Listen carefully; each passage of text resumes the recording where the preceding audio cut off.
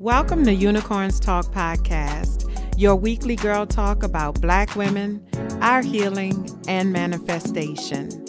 My name is Latrice Sampson Richards, your life enhancement coach, and together we're going to live, laugh, and learn to love all of life's little messes.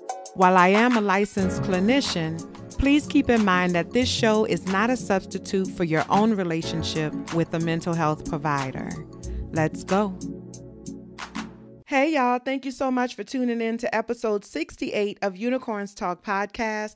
My name is Latrice Sampson Richards. I am a mental and emotional wellness creative, and I teach Black women how to heal and manifest. And so I'm super excited to be here with y'all today. As usual, it's always a blessing to be able to come on through and chop it up and have a conversation with y'all. So thank you so much for tuning in. I know you could have been anywhere, but you chose to be here with me. So if you have not already, make sure that you rate, comment, and subscribe on Apple Podcasts or anywhere that you're listening to this podcast right now. Share me with your friends, share me with your people, or whatever. If you find benefit in the information that I'm providing and the love and support that I'm providing, then who knows? Your people probably will too. You know what I'm saying? Don't be stingy or whatever. Go on and share the girl, you know? So share me with your people. If you are so inclined, I would greatly appreciate it. I'm super excited about today's episode because it's something that I've been thinking about and going back and forth with in my head for a very long time. And I decided to go ahead and, I guess kind of make an announcement that I think a lot of people are going to find a little confusing. But I hope to answer some of the questions that you might have. And also, I think give a voice to a lot of us, Black women who are in the mental health field who feel the same way. So today we are really digging in and I'm letting you know why I am leaving mental health. All right. So let's go ahead and get started. So before I really get into it, I just want to first start off by saying that when I say I'm leaving mental health, I don't mean that I'm walking away from my purpose. I don't believe that my purpose is mental health in particular. I believe that a lot of the skills and things that come along with being and working in the field of mental health are the things that I naturally possess and what I believe to be the overall goal of mental health, or at least what it is in my mind, is still my purpose that I'm pursuing. And I'm going to talk about that a little bit more as we move through the episode. But I want to start off by talking to y'all a little bit about how I got into the field of mental health at all. So I really didn't know what I wanted to be when I grew up. Like when people would ask that question, I always said that I wanted to own a McDonald's, you know what I'm saying? And, that entrepreneurial spirit has always been in me, I suppose, because I wanted to be a business owner. I wanted to own a McDonald's, not because it was McDonald's or whatever, but just because I like the idea of being able to grow something, being in charge of something or whatever like that. But as I moved up and got older, like that never really translated for me. And so I really didn't know what I wanted to do. My mother wanted me to be a teacher. And even though I didn't know exactly what I wanted to do, I knew I ain't want to do that. You know what I'm saying? Like I knew that was not something that was in me. I was not called to be a teacher. That's not what I wanted to do. And so when I went into school, undergrad, I knew that I was going to college because in my house, there was no other option. Like, what else are you going to do? You know what I'm saying? So I knew that I was going to college and I had to choose a major. So I went with English. And because I read well and I write very well. And so I said, okay, I'm going to be an English major. But here's the thing. I don't like reading. You know what I'm saying? Like, I'm not like one of those people that read for pleasure. I'm getting more into it now with Audible and everything. Like, I really actually use my Audible. I really like the product itself because it brings that information to me. I'm not one of those people that enjoys reading for pleasure, but I do enjoy hearing the stories.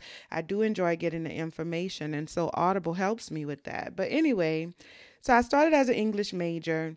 I go to freshman orientation because I still didn't really know what I was going to do with that. I just picked a major.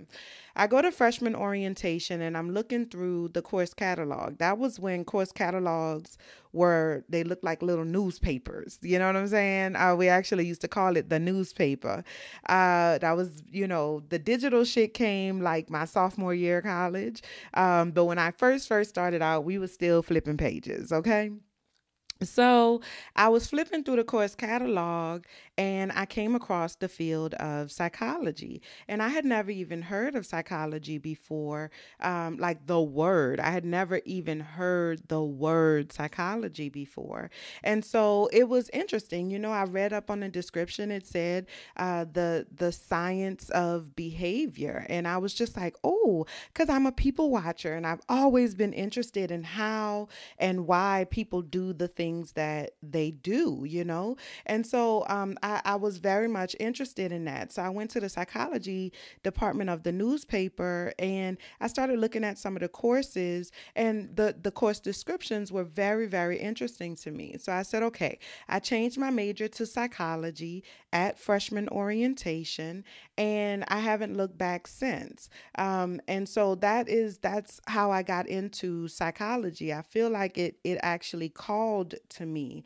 It wasn't something that I was aware of, which further lets me know that it's where I'm supposed to be. Like, there was a part of my purpose in life. The idea to become a therapist came later on because once I chose the psychology major, one of our early courses was careers in the field of psychology. So what can you do with this degree?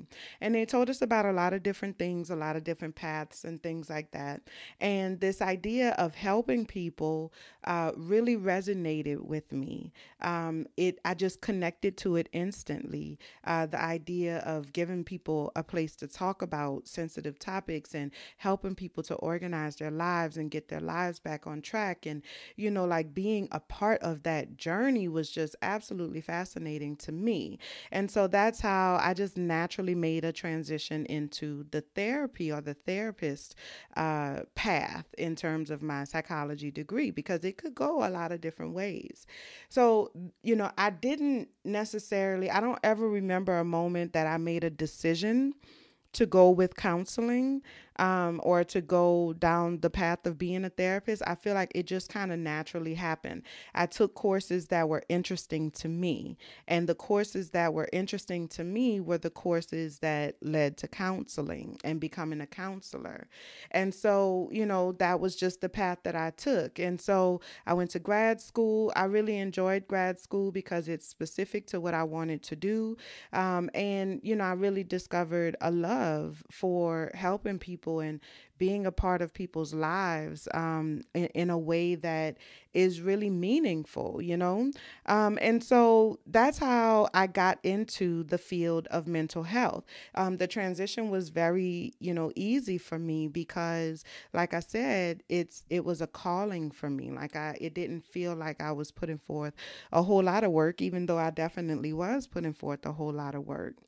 Once I got into the field and into the industry, I feel like early on, from the very beginning, there were some things that did not sit well with me, but I kind of brushed those things off because this was, my purpose. Well, I don't know if I identified it as my purpose at that point in time, but I definitely felt like this is something I really need to have and be a part of my life.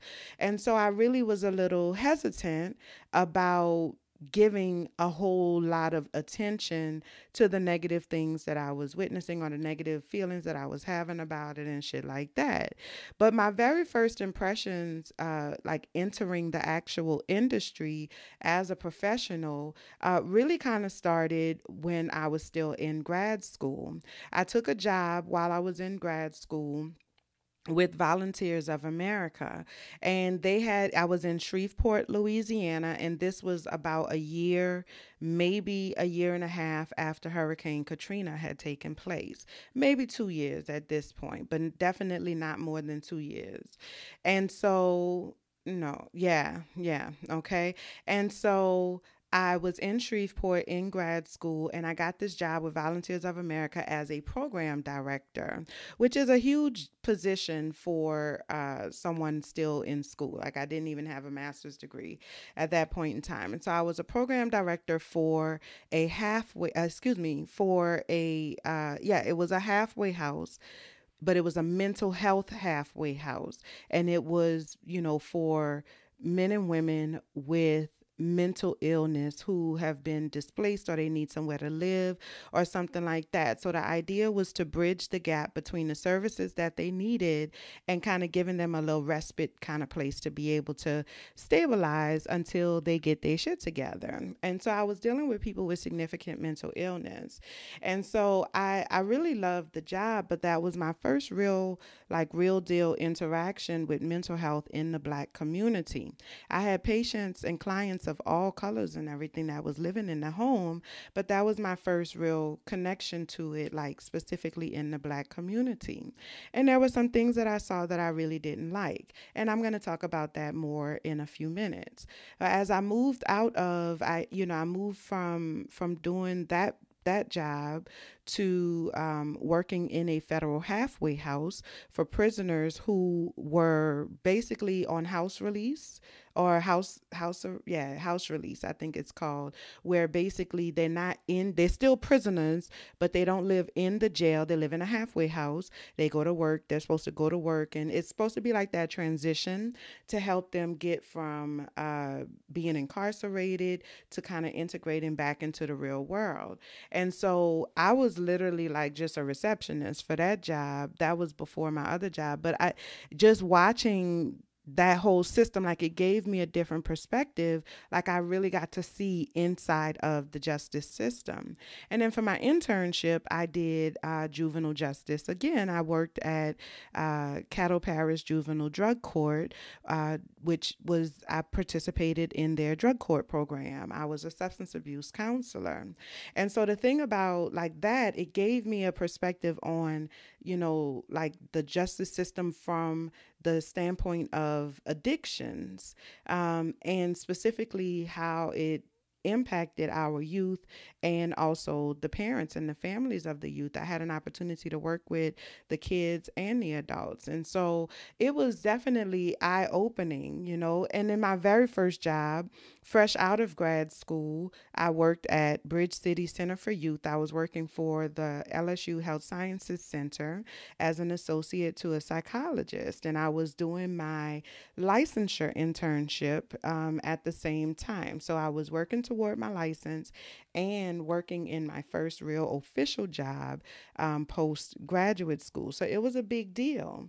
And I was at the boys' jail, inside the boys' jail. And that was a completely new experience because that was really the first time that I started to interact with other therapists and therapists of color.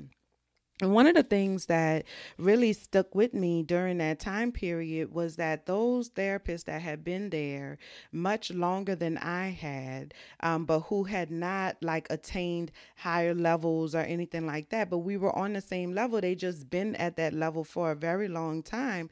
They were very jaded. And I was the youngest because I've always been the youngest. And I was the youngest at that time. And I don't feel like it was said to me, several times, like, oh, you gonna get there, like basically saying like, you're going to get to the point where you feel jaded about it, where you understand this system and you understand like, it's going to beat you down. And I was just like, oh no, y'all tripping. And how can y'all say that? And this is, I'm going to save the world and this is awesome.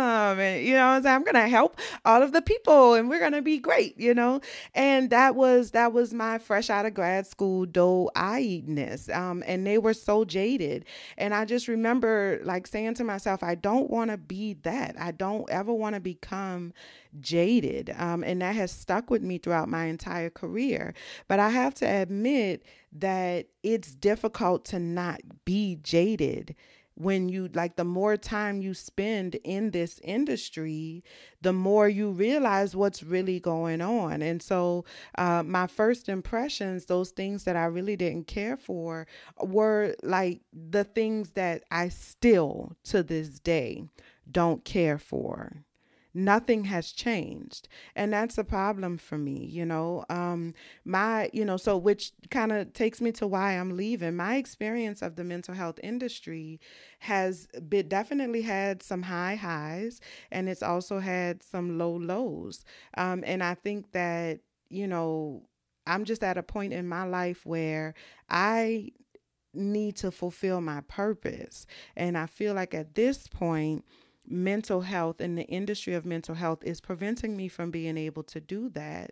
And so I'm really, I think, escaping the bondage of the mental health industry and doing what I need to do to help the people heal and to help my people heal, because that is what's most important to me. So let's talk a little bit about some of the reasons why I'm leaving the industry of mental health.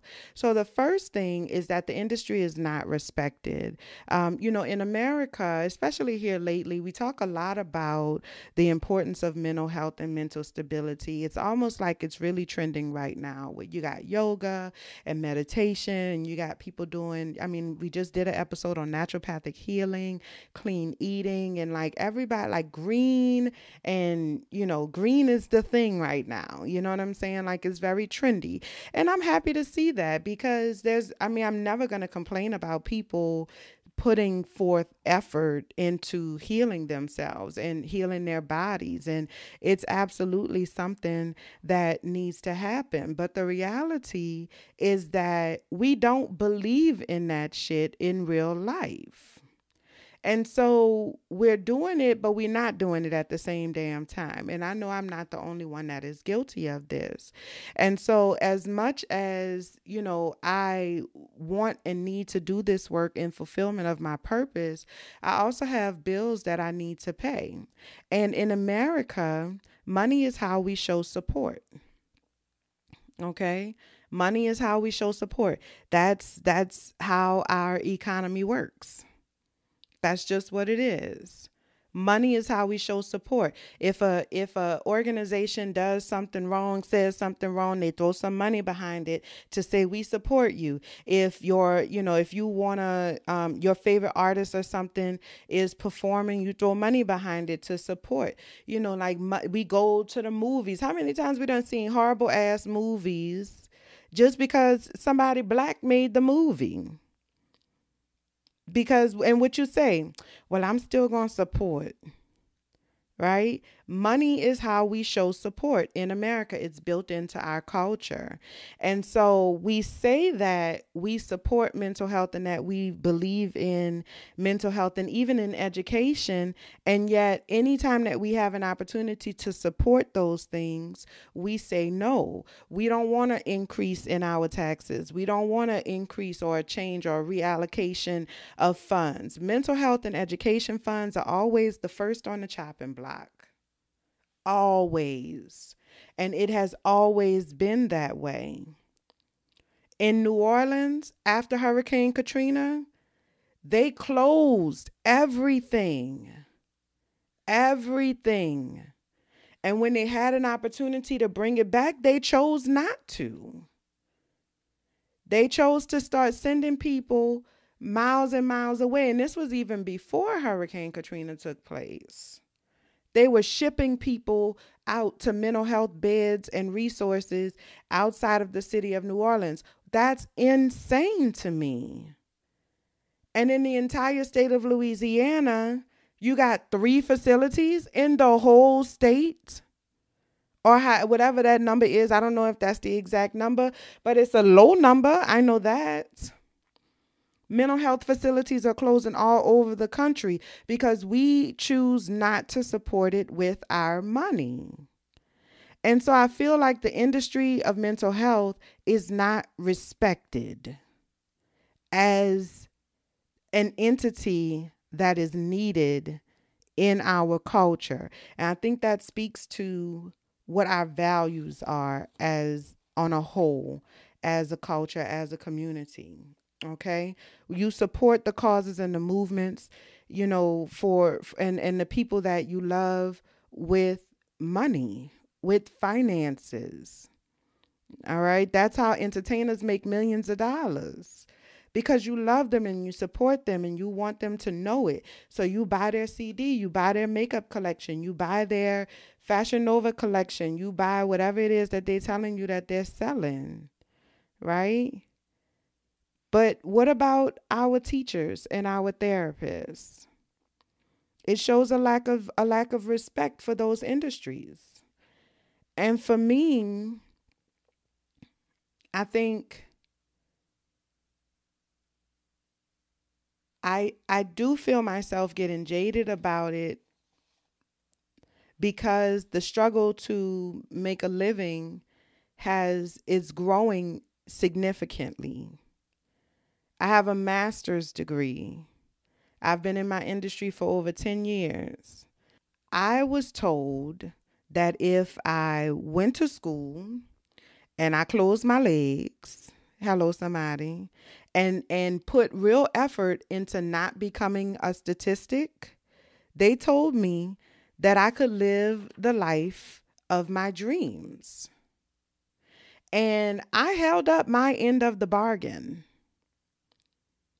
America, you have failed to do so.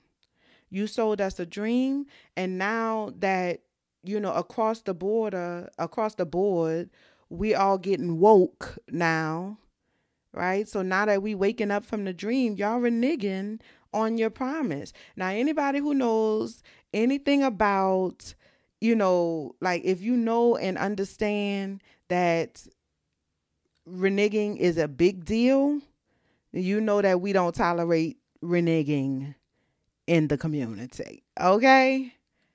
And if you know what I mean, then you know what I'm saying. All right. So as much as I love helping people, and I do believe wholeheartedly that this is my purpose in life, I also have bills that need to be paid. I also have a certain quality of life that I would like to live. And I also feel like I deserve to live that way. And because we on a whole do not support the mental health community, because we don't respect the mental health community, I think that, that's definitely one of the reasons why I have to take a break from it. Okay.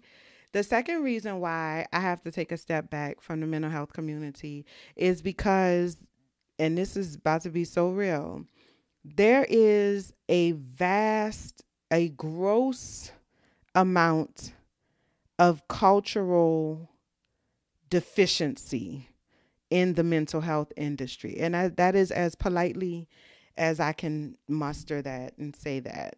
Okay. And nobody wants to talk about it, which is insane, because we are the therapists. This is what we are supposed to do. We are supposed to confront these types of conversations, and nobody wants to do that. A couple years ago, I did a talk for the Louisiana Counseling Association. They had the luncheon for one of their branches, which is the Louisiana Mental Health Counselors Association. And I was asked to do the keynote by a good friend of mine. And I got up there and I did the keynote, and my topic was, cultural diversity, how to work with PTSS. So for those of you who are unfamiliar, PTSS is post-traumatic slave syndrome. It was really conceptualized and brought to life by Dr. Joy DeGruy Leary, who I absolutely love and definitely want to try to get on the show as a guest one day, hopefully one day soon. And, y'all should have seen the mouths dropping as I was like laying it out there, like for real. You know what I'm saying? Like, there is a great disparity between mental health in the white community or other community, non-black communities, and the black community. It's two different styles, forms, textures of mental health treatment, and it's a problem. It is a problem. The reality is that mental health in the black community is big business. Millions, if not billions of dollars across the country are being made off of mental health in the Black community. And the communities are not healing. It's not working. The communities continue to struggle because it's bullshit. They're not giving us the help that we really need. They see us as a paycheck. And that's what they give us. That's how they treat us. And nobody wants to talk about it. And so when I say something about that, then I'm looked at like I'm controversial or whatever it is, but that's just the reality. You can ask any Black therapist that has ever worked in a mental health rehab agency. I hate mental health rehab agencies. I've worked at several. I absolutely hate mental health rehab agencies. Because it's all about billable hours. I used to be a program director. I ran a mental health agency, a mental health rehab agency. I ran 2 mental health rehab agencies. If we're going to be real about it. And I ran a voucher program. So I know what I'm talking about. It's insane. It's insane. And it's connected to our education system as well.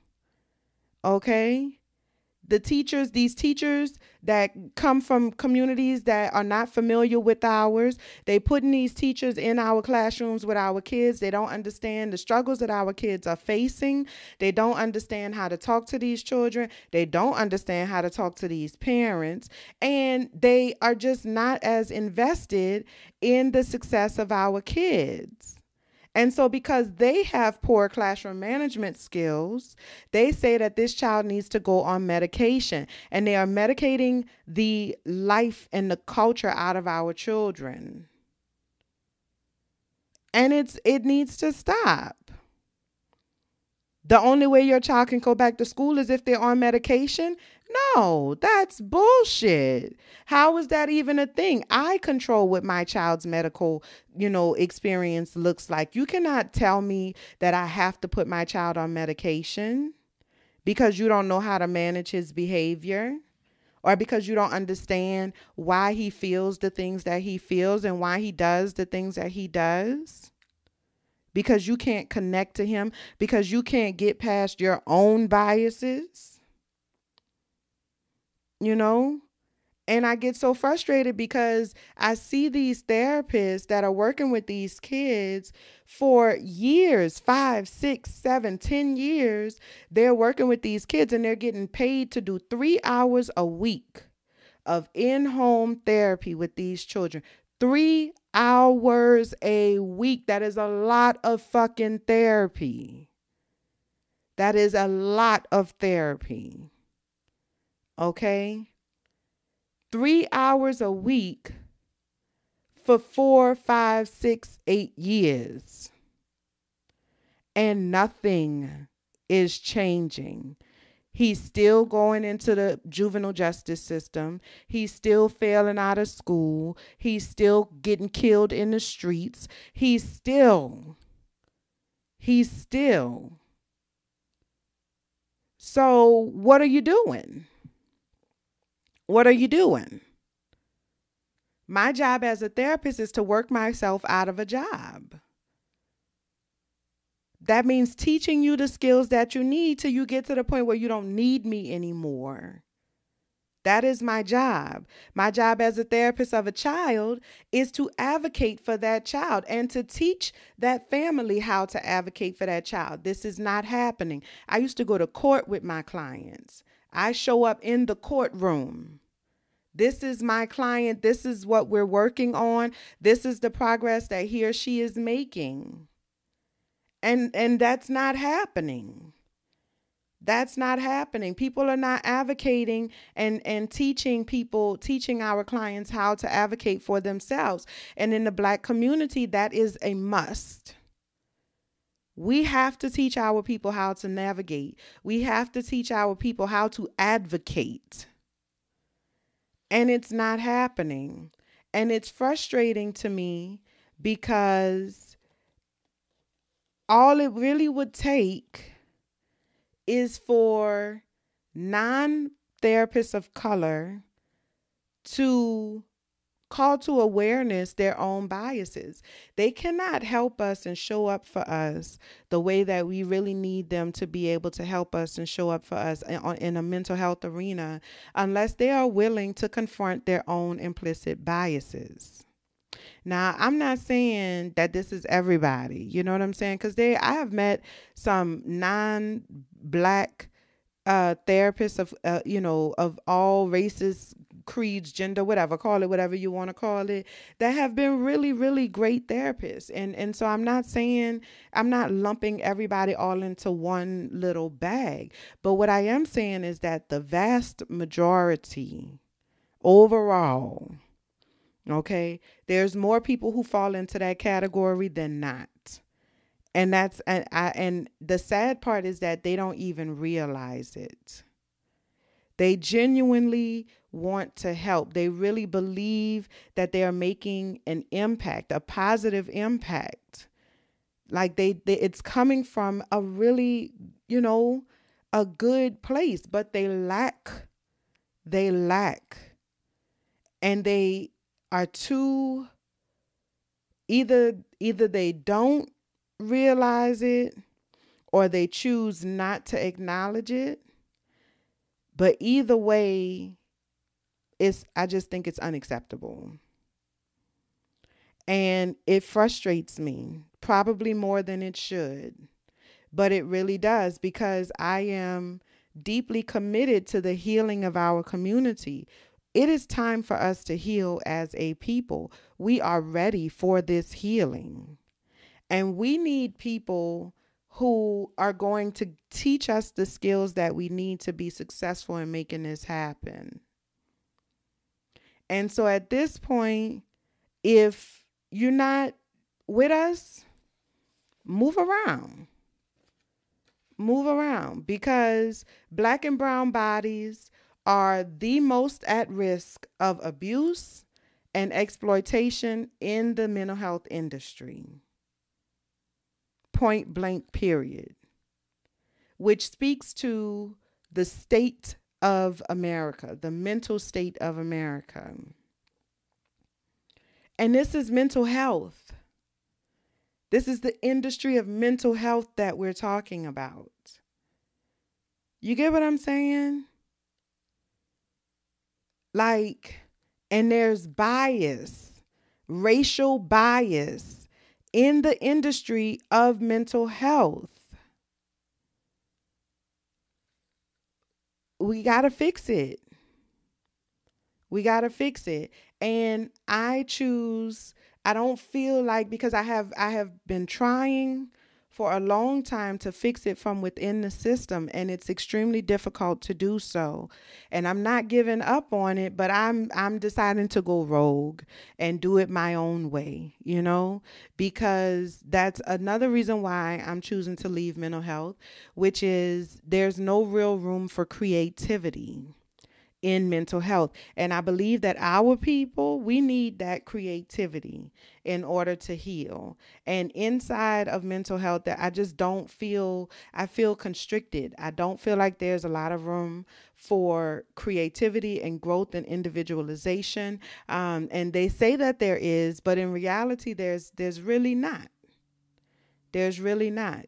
And so I am really interested in taking everything that I've learned, everything that I have experienced, everything that I love about the mental health industry, and intertwining that into everything that I know, everything that I'm learning, and everything that I love about Black people, and combining those two things and helping us to heal, heal from our traumatic experiences, heal from our, struggles and suffering, and just heal, you know what I'm saying? And really get to a place where we really want and need to be, because on a whole, America is sick.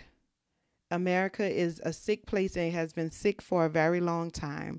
We are the most depressed, overweight, tired, fatigued, diseased, most educated country in the fucking world. And we have to start taking our mental health more seriously. And because of the social makeup and structure of America, Black people are most at risk for all of those things. And so, I have made the decision to walk away from the industry of mental health, and that I'm beginning that transition. It's not, I can't snap my fingers and just leave mental health, but I am definitely making that transition and, moving into, a chapter and a phase of my life where I can 100% dedicate myself to my work and my purpose. And I'm excited about that. And I'm looking forward to having an opportunity to touch as many lives as I absolutely can.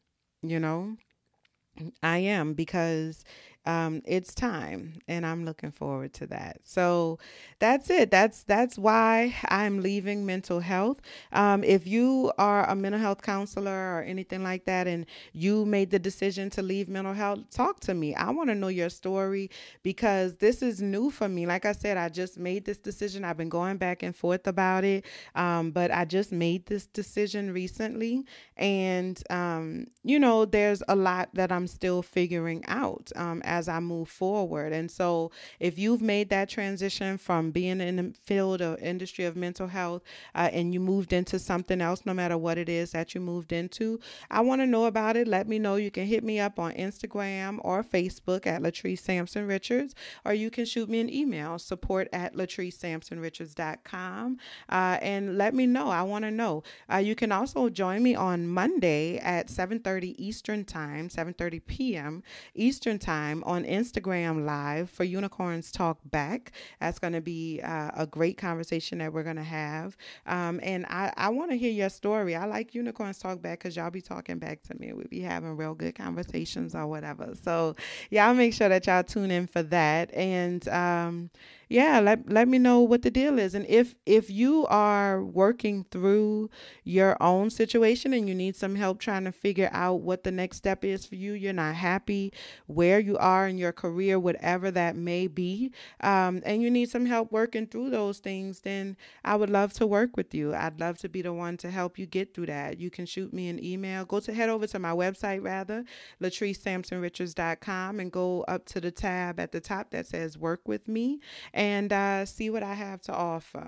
Okay. But listen, don't be coming trying to work with me if you ain't really ready to do the work. I don't have time to be playing with people that's not ready to make the changes that really need to be made.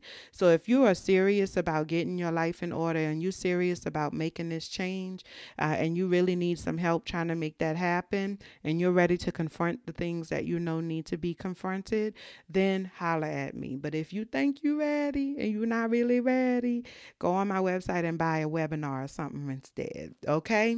All right. Coming up next is High Five.